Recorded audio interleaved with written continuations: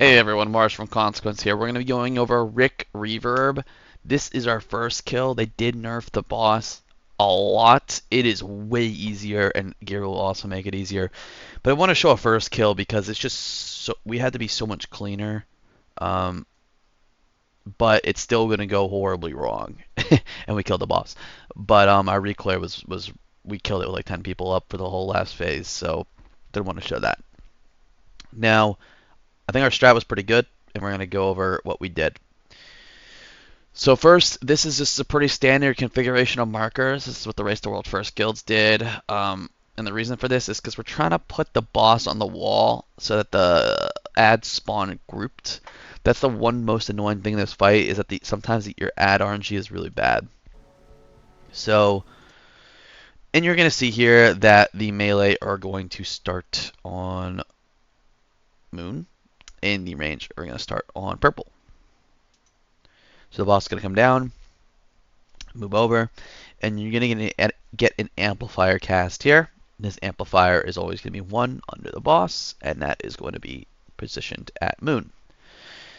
Now, the boss is going to go to X next, and we are going to have echoes and barrels. So you can see here, this is what I call a good spawn. We are in Lust, and we have 3 barrels here and 1 here. This is what I call the bad barrel.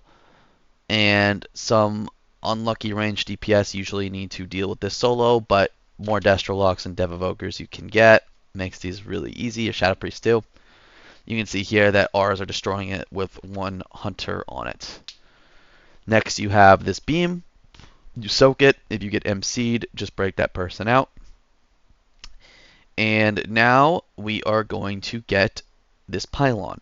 Now this first pylon, you see one thing to note here is that he pre-stood here just in case he got the circle. He was here immediately. But ideally, you have 1 melee always involved for the first one. It can be 4 range, but if 1 melee gets picked, you give them prio on clearing. And then you have those people clear the marker. So you can see here that the people who broke it, they clicked it for a small amount of time. You can see here they break. The Warlock ports back, trying to get this amplifier down, which is good. The melee stays, and he clicks it just a little bit. And now the group, we do have groups here. So the first group is going to go and click it. And then they're going to come back. And we have each of these are marked with groups. So this is like Hunter, Mage. You just assign 2 range for each one. Your melee don't need to do anything. So now you can see here that we've drained this one to full. We get the things. Melee gets prioed here. Range goes over. You break. And you click. And you can see here that the melee is taking like 4 or 5 stacks. Very important because this range is going to get absolutely destroyed. So if the melee can take a few stacks here, it's really good. If you're soaking, it's really good for a personal. These ads spawn. You should be done with the clicks. The second guy assigned for this one went and clicked as well. You get ads, everything's 0, and you absolutely blast these ads. Again, this one out is really bad. You need that melee swap if you're behind. You don't want those to explode. And then we get these. We break these. And we don't need to click them. So we click these. We're not clicking these. This guy's clicking, which is fine, I guess. But we noticed when we were progging this that these weren't going to get the full health or full energy again, and if they were, it was going to be only for like 2 seconds. So once we do that last clear, we just ignore the rest of the amplifiers and we go straight into the second phase. They all go to 0. This second phase is where I think guilds will struggle the most. If someone gets MC'd and you kill them extremely fast, they'll actually be safe. But the easiest way to handle this is to look out where these things are coming from and run around in here. So you can see that they're coming out of this, and you can actually pre-position yourself. And if you're going to have to move, you just run around in a circle. You need movement speeds assigned here. And this is going to come all the way back to the moon. You can see the tank's pre-positioning here. He brings it back. And then this one is left up. We have someone mark it with yellow, and now there's a yellow group as well in charge of this one. So it's the same concept for this yellow one. I think we have a healer going first. And again, this is what I would deem as good RNG. Actually, this is insane RNG. And you can see here there's a healer clicking it now because there's not a lot of healing. We're dealing with the ads. The healer takes it down all the way. Need to get this MC guy out, but we'll do that after the barrels. Always switch the barrels.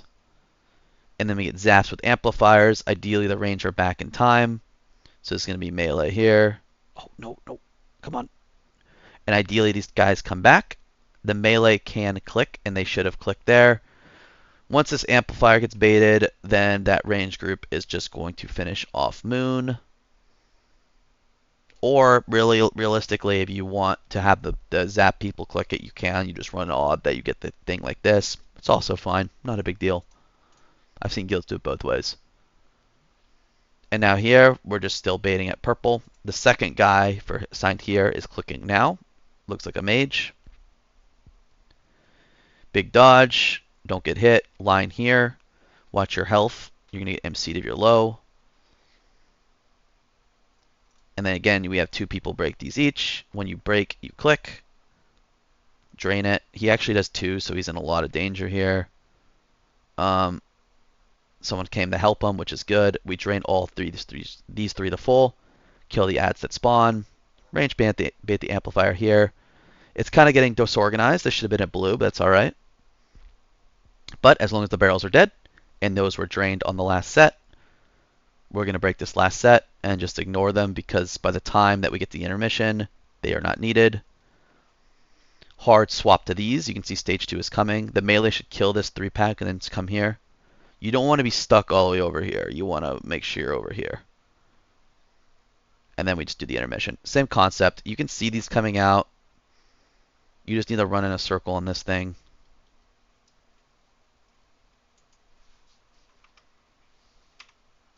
We get the intermission. You need movement speeds. Back to moon. Another auto marker went on green here for the one that was not auto marker. It was assigned for the one that we had. Always going to poop one out here right on the moon marker.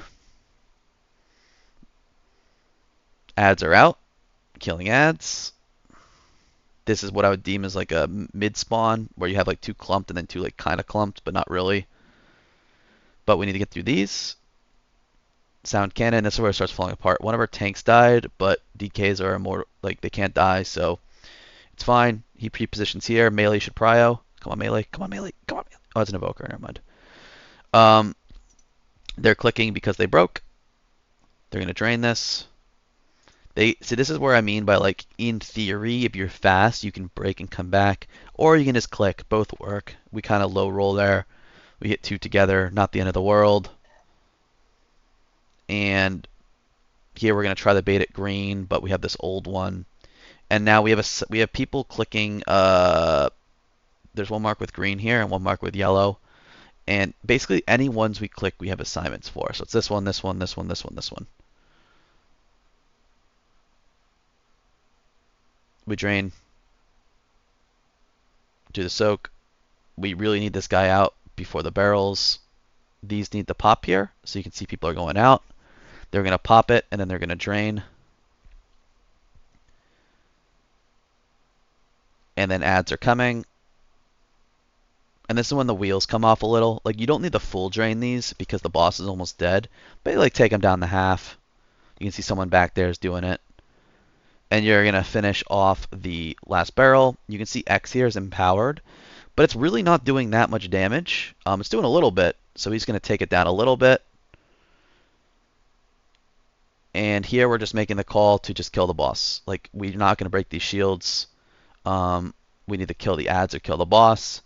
If you have, see, this is what I would deem as a horrendous spawn. So you have like one here and one here.